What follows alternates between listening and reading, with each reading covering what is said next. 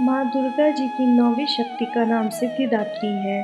धरा पर दैत्यों के अत्याचारों को नष्ट करने के लिए तथा मानव के कल्याण व धर्म की रक्षा हेतु माँ भगवती दुर्गा नवरात्रि के 9वें दिन सिद्धिदात्री के रूप में उत्पन्न होती है। यह माँ का विग्रह संपूर्णता व समृद्धि का प्रतीक है, जो सभी प्रकार के दैत्यों का दमन करके प्रत्येक भक्त को वांछित परिणाम देने वाली है। प्रतिपदा से लेकर 9वीं तक संपूर्ण अभिमानी दैत्यों का माँ भगवती दुर्गा द्वारा वध कर दिया जाता है, जिससे देवता व मनुष्यों के सभी कार्य सिद्ध हो जाते हैं और इस दिन के देवी के रूप को सिद्धिदात्री के रूप में जगत में ख्याति प्राप्त होती है, अर्थात देवताओं सहित सभी भक्तों को वांछित कामना सिद्धि करने वाली देवी साक्षात सिद्धिदात्री माँ का अवतरण होता है। यह परम कल्याणी और मोक्ष को देने वाली है, अर्थात मानव के परम लक्ष्य मोक्ष कामना को देने के कारण इन्हें सिद्धिदात्री के रूप में जाना और पूजा जाता है। यह प्रसन्न होकर भक्तों को सभी सिद्धियों को देने वाली है। माँ चतुर्भुजी है, जिनके ऊपर के दाहिने हाथ में चक्र, नीचे वाले में गदा तथा ऊपर के बाएं हाथ में शंख तथा नीचे वाले हाथ में कमल पुष्प को धारण किए हुए हैं। गले में दिव्य माला शोभित हो रही है।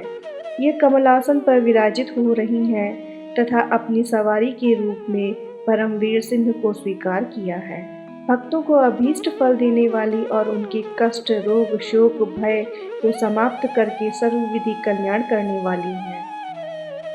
माँ सिद्धिदात्री के बारे में अनेक कथा प्रसंग प्राप्त होते हैं, जिसमें दुर्गा सप्तशती के कुछ प्रसंग माँ सिद्धिदात्री के विषय में हैं, क्योंकि इन्हीं के द्वारा ही व्यक्ति को सिद्धि, बुद्धि व सुख शांति की प्राप्ति होती है और घर का कलेश दूर होता है। परिवार में प्रेम भाव का उदय होता है, अर्थात यह देवी ही सर्वमय है, जिसे एक कथानक में देवी स्वतः ही स्वीकार किया है कि इस संसार में मेरे सिवा दूसरी कौन है। देख, ये मेरी ही विभूतियाँ हैं, अतः मुझ में ही प्रवेश कर रही हैं। तदंतर ब्रह्माणी आदि समस्त देवियाँ अंबिका देवी के शरीर में लीन हो गई। उस समय केवल अंबिका देवी ही रह गई। देवी बोली, मैं अपनी ऐश्वर्य शक्ति से अनेक रूपों में यहाँ उपस्थित हुई थी। उन सब रूपों को मैंने समेट लिया है। अब मैं अकेले ही युद्ध में खड़ी हूँ, तुम भी स्थिर हो जाओ।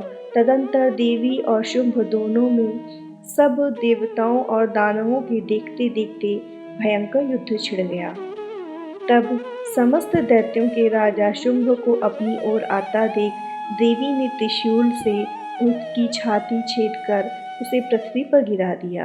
देवी के शूल की धार से घायल होने पर उसके प्राण पखेरु उड़ गए और वह समुद्रों, द्वीपों तथा पर्वतों सहित समूची पृथ्वी को कपाता हुआ भूमि पर गिर पड़ा।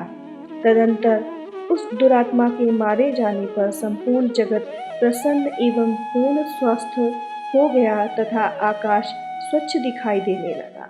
पहले जो उत्पात सूचक मेघ और उल्कापात होते थे, वे सब शांत हो गए तथा उस दैत्य के मारे जाने पर नदियां भी ठीक मार्ग से बहने लगी। माँ सिद्धिदात्री हम सब पे अपनी कृपा बनाए रखें।